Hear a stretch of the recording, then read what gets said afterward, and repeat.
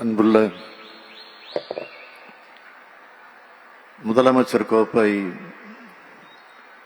2023 மாநில அளவிலான விளையாட்டுப் போட்டிகளில் முதல் 3 இடங்களை பெற்ற மாவட்டங்களுக்கு பரிசு கோப்பைகள் வழங்கக்கூடிய விழாவிலே பங்கேற்று சிறப்பித்துக் கொண்டிருக்கக்கூடிய மாண்புமிகு நீர்வளத்துறை அமைச்சர் என்னுடைய ஆருயிர் அண்ணன் துரைமுருகன் அவர்களே, மாண்புமிகு இளைஞர் நலன் மற்றும் விளையாட்டு மேம்பாட்டுத்துறை அமைச்சர் தம்பி உதயநிதி ஸ்டாலின் அவர்களே, மாண்புமிகு இந்து சமயம் மற்றும் அறநிலையங்கள் துறையினுடைய அமைச்சர் அன்பிற்கினிய சேகர்பாபு அவர்களே, மாண்புமிகு தமிழ்நாட்டினுடைய அமைச்சர் பெருமக்களே, பெருநகர சென்னை மாநகராட்சியினுடைய மேயர் திருமதி பிரியா அவர்களே, துணை மேயர் அவர்களே, நாடாளுமன்ற சட்டமன்ற உறுப்பினர்களே, இளைஞர் நலன் மற்றும் விளையாட்டு மேம்பாட்டுத்துறையினுடைய கூடுதல் தலைமைச் செயலாளர் முனைவர் அதுல்யா மிஸ்ரா IAS அவர்களே, தமிழ்நாடு விளையாட்டு மேம்பாட்டு ஆணைய உறுப்பினர் செயலர் திரு மேகநாத ரெட்டி IAS அவர்களே, என் பேரன்பிற்குரிய களம் நமதே என்று விளையாடிய விளையாட்டு வீரர்களே, வீராங்கனைகளே, அரசு உயர் அலுவலர்களே, உள்ளாட்சி அமைப்புகளின் பிரதிநிதிகளே, பத்திரிகை மற்றும் ஊடகத்துறையை சார்ந்திருக்கக்கூடிய நண்பர்களே, உங்கள் அனைவருக்கும் என்னுடைய அன்பான வணக்கம். முதலமைச்சர் கோப்பை விளையாட்டுப் போட்டிகளின் நிறைவு விழாவிலே கலந்து கொண்டு வெற்றி பெற்றவர்களுக்கு பரிசுகளை வழங்கி பாராட்டக்கூடிய வாய்ப்பை எனக்கு வழங்கியிருக்கக்கூடிய இந்த துறையினுடைய அமைச்சர் மாண்புமிகு உதயநிதி அவர்களுக்கு எனது மனமார்ந்த நன்றியை நான் தெரிவித்துக் கொள்ள விரும்புகிறேன்.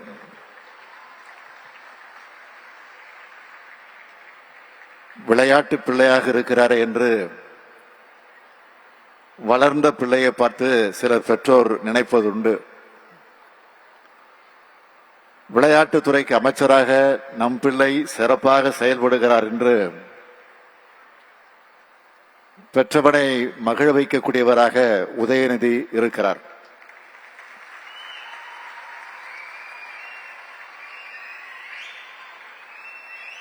விளையாட்டை பார்ப்பவர்களுக்கு களிப்பாக இருக்கும். விளையாட்டு போட்டிகளை நடத்துபவர்களும் அந்த போட்டிகளில் விளையாடுபவர்களும் பொறுப்பாக இருக்க வேண்டும். இந்த நிகழ்வை மிக பொறுப்பாக நடத்தி இருக்கும் விளையாட்டுத்துறையினுடைய செயலருக்கும் உறுப்பினர் செயலர் உள்ளிட்ட அனைத்து அதிகாரிகளுக்கும் என்னுடைய வாழ்த்துக்களை நான் தெரிவித்துக் கொள்ள விரும்புகிறேன். இந்த நேரு விளையாட்டு உள்ளரங்கை பார்க்கிற நேரத்தில் என் நினைவுகள் 44வது செஸ் ஒலிம்பியாட் போட்டிக்கு செல்கிறது. இதே நேரு உள் விளையாட்டு அரங்கில் தான் கடந்த ஆண்டு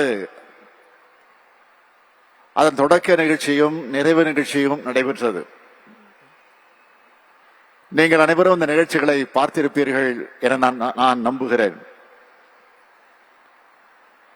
மற்ற விளையாட்டு போட்டிகளின் போது நடத்தப்படக்கூடிய கலை நிகழ்ச்சிகள் போல இல்லாமல் நமது தமிழ்நாட்டின் இந்திய நாட்டினுடைய வரலாற்றை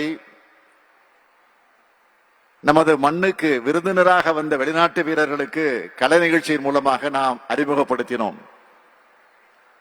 அதனால் நமக்கு கிடைத்த பாராட்டு என்பது நமது அரசுக்கு மட்டுமல்ல, தமிழ்நாட்டுக்கே சொந்தமானது. அத்தகைய பெருமையை தேடி தந்த செஸ் ஒலிம்பியாட் போட்டியின் போதுதான் முதலமைச்சர் கோப்பை விளையாட்டு போட்டிகள் நடத்தப்படும் என்று நான் அறிவித்தேன்.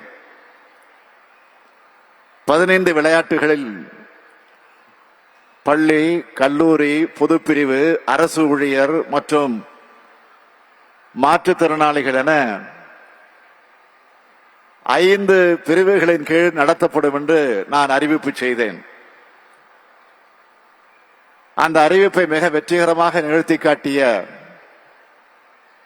மாண்புமிகு அமைச்சர் உதயநிதி அவர்களை நான் பாராட்ட கடமைப்பட்டுள்ளேன்.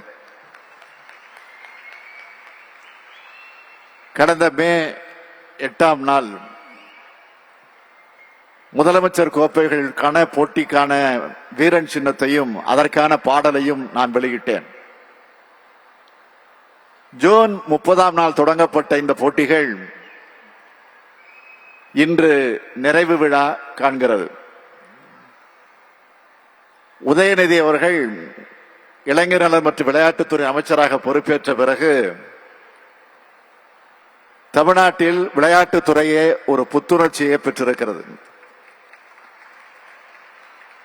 நான் 2006ஆம் ஆண்டு தலைவர் கலைஞர் அவருடைய அமைச்சரவையில இடம்பெற்ற போது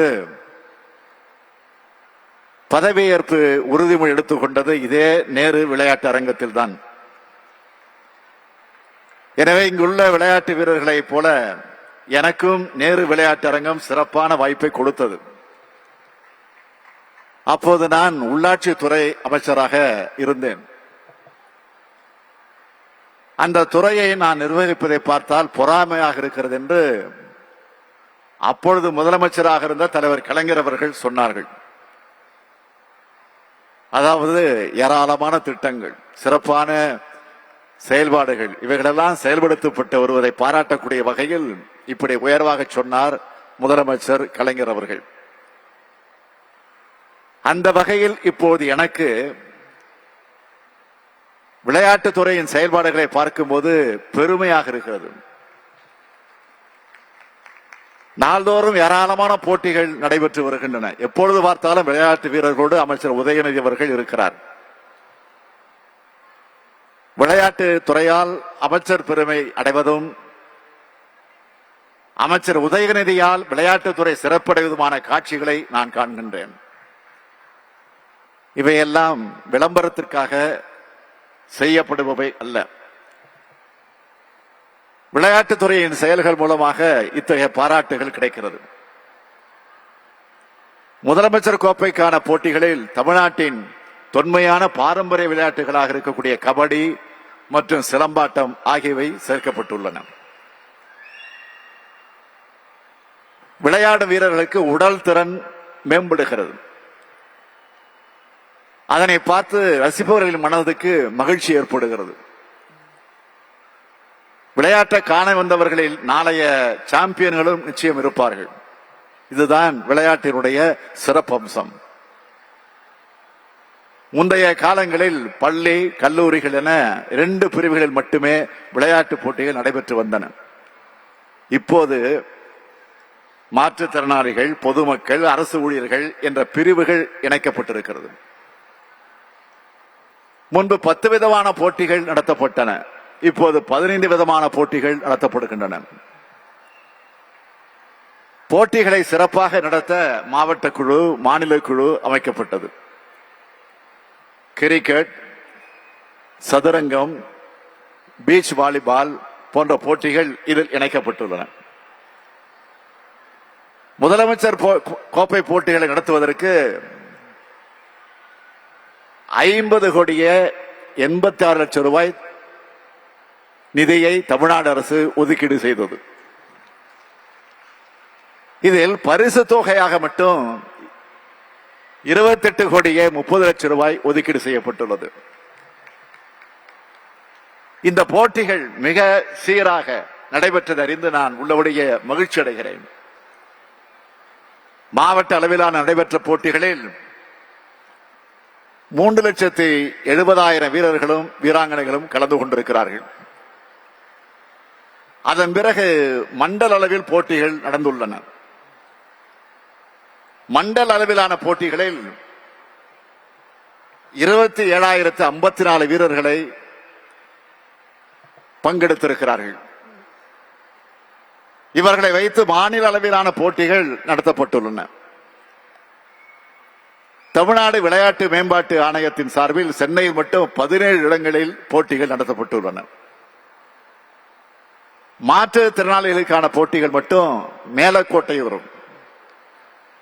அந்த மேலக்கோட்டையில் இருக்கக்கூடிய தமிழ்நாடு உடற்கல்வியல் மற்றும் விளையாட்டு பல்கலைக்கழகத்தில் நடத்தப்பட்டுள்ளன.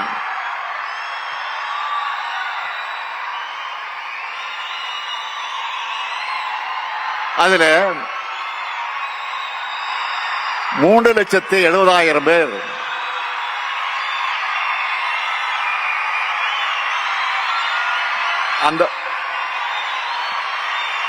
அந்த போட்டியில்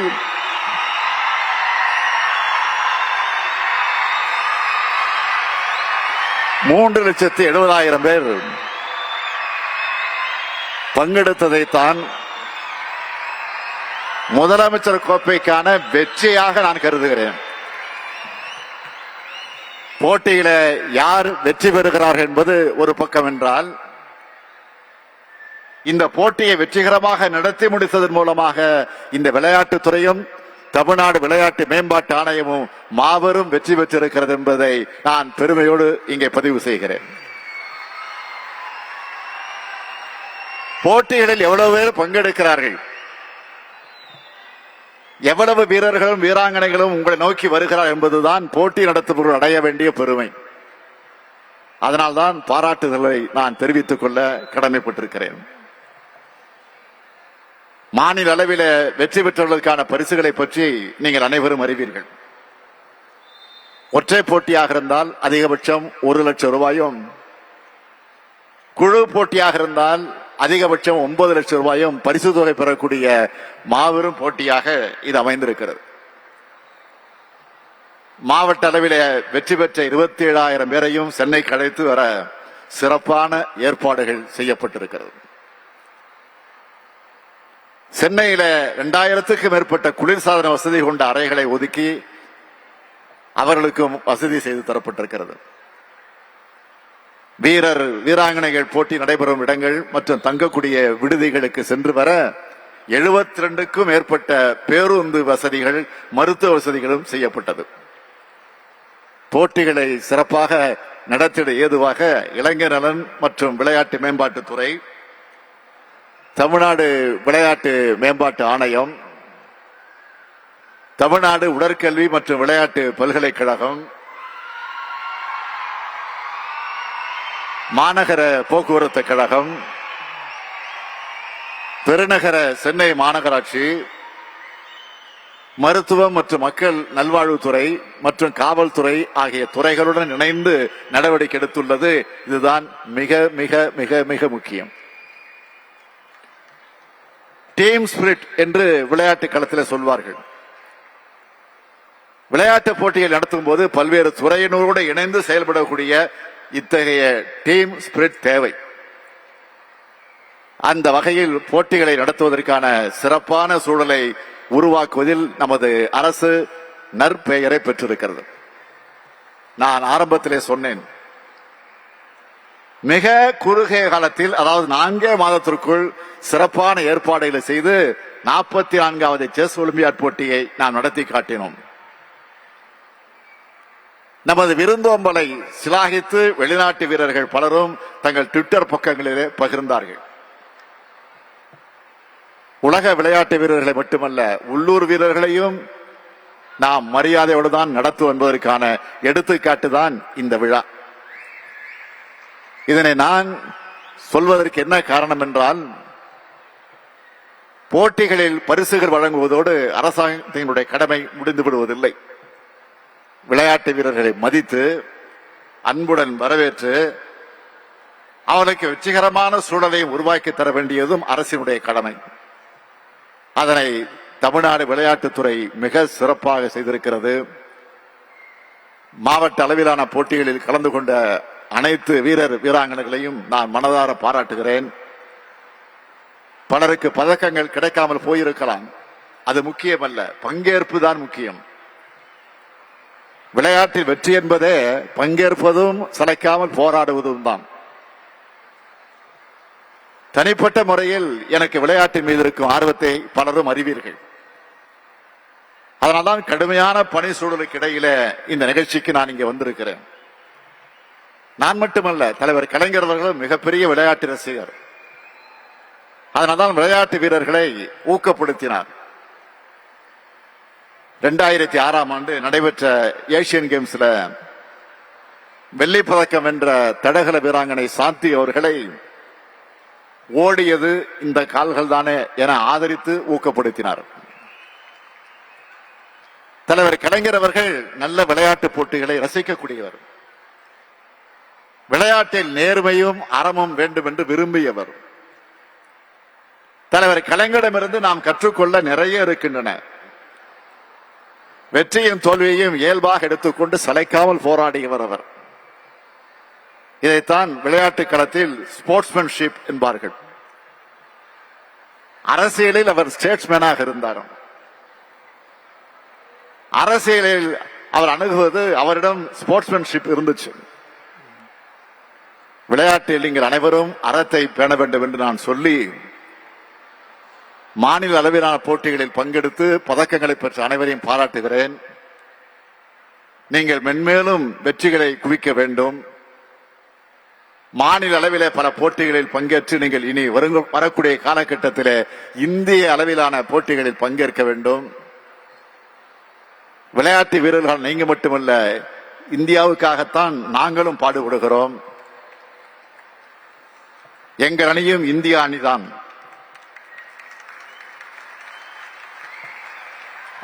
அந்த வெற்றிக்காகத்தான் நாங்களும் ஒருங்கிணைந்து டீம் ஸ்பிரிட்டோடு பாடுபடுகிறோம்.